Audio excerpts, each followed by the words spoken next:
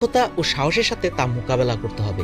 প্রধান শিক্ষককে আশাবাদী হতে হবে, যে কোনো পরিস্থিতিতে ভেঙে না পড়ে দৃঢ়চিত্তে নিজ দায়িত্বে অনুগত সহ অন্যকে স্বপ্ন দেখাবেন।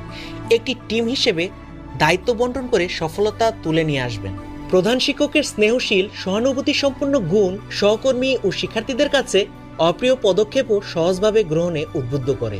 প্রধান শিক্ষককে নম্র, হাস্যোজ্জ্বল ও কৌতুকপ্রিয় হতে হবে, তাহলে তিনি তার সহকর্মী ও শিক্ষার্থীদের কাছে সহজেই গ্রহণযোগ্য হবেন। তার নির্দেশ তখন সহজেই কার্যকর হবে।